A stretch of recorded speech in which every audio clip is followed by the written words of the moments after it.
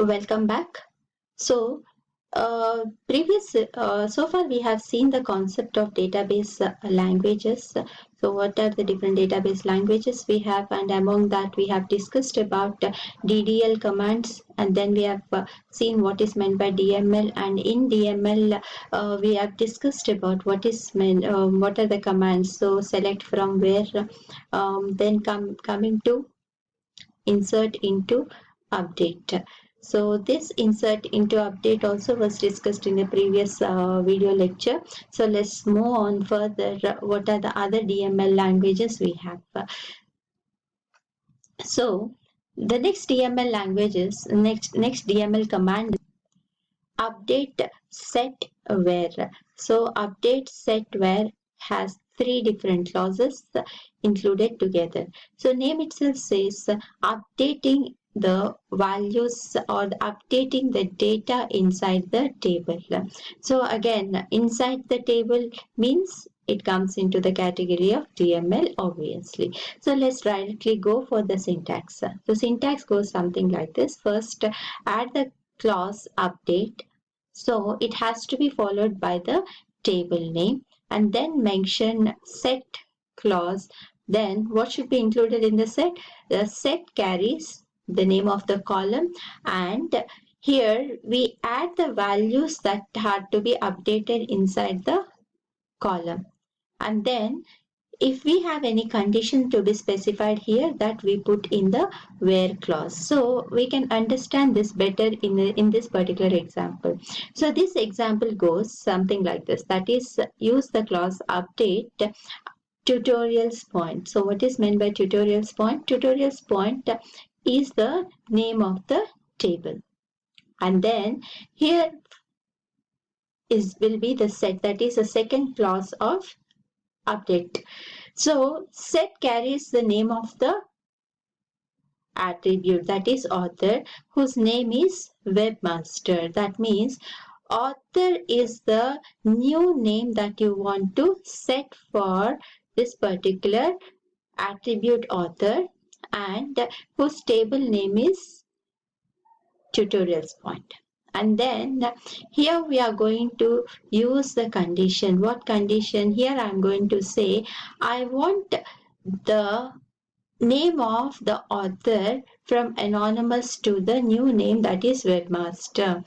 That means the old name I'm mentioning in the where clause. So this is how it goes. So update the table tutorials point. So what I need to update, saying that you put in the set condition, set clause, saying set the name of the attribute, that is author, as webmaster where it was anonymous previously. Okay, so if you have more than one such conditions, that you can, for that you can go for the and or not operators in the where clause. So in this example I have only one condition to handle, but if you are having more than one condition, that can be added together by either and or not. So if you use and, all the conditions are to be satisfied. If you use or for the where clause, only one condition is, if it is one condition, even then the command works. If it is not, the condition should not be satisfied. So this is how the operators will work. So this we can see in the next coming video lecture about the operators. Let's move on further. So as of now we have discussed three commands of your DML language.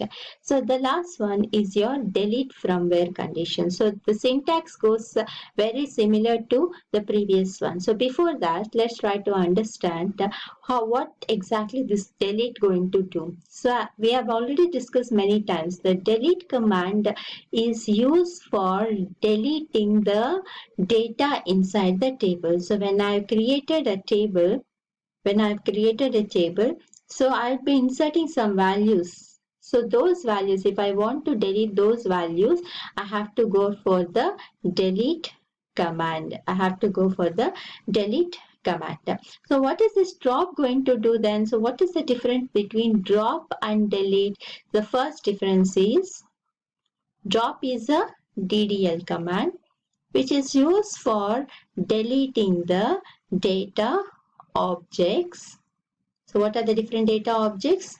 So it can be the table, it can be a database, or it can be the view, etc. For deleting those, we use drop.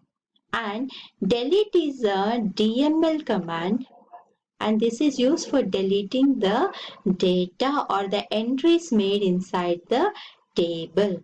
So clear. So this is very important difference that you need to understand. So let's move on to the example. Likewise the syntax. So first use the command delete from, mention the name of the table and give your conditions in the where clause. So very similar to select from where. Very similar to select from where. So syntax goes like this: table from table name and give the conditions. If you have more than one condition, that you can use and or not operators.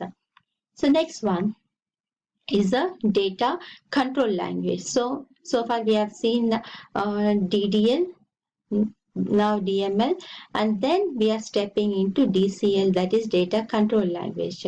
So the main two commands of data control language are grant and revoke.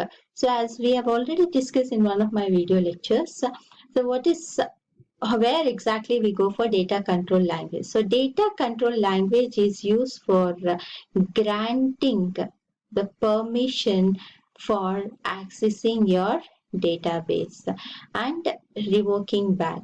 What exactly it is? So let's try to understand by an example. For example, you are working over the database and you are going to go on leave, so schema, and you want to give access or give permission for the other user to access your database. So for that, what you do is you give grant command, or you use grant command to give access. So how you give that grant, how you use that grant, so it will be in this syntax, follows this syntax, that is grant. So name of the privilege on object name to the user. Okay, so the privileges names can be the select, update, delete, insert, alter, all. So all this comes into the privilege name. And the object name is a different type. So what, on which object you want to grant the permission, that you mention over here. What can be the different object? It can be a table, it can be a view, or it can be a database, it can be a dictionary, etc. Okay, so once the work is done by the user to whom you have granted the permission, what you have to do is you have to take back the access. How can you take back the access? The access can be taken back by using the command called as revoke.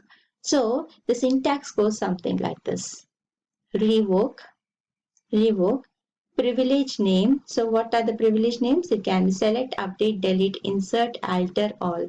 And again use on and then mention the name of the data object to the user. So this syntax should sit in mind for both grant and revoke.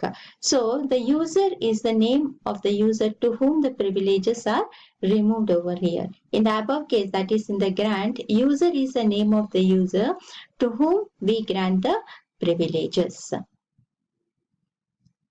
So hope the concept of entire database languages is clear. So thank you very much.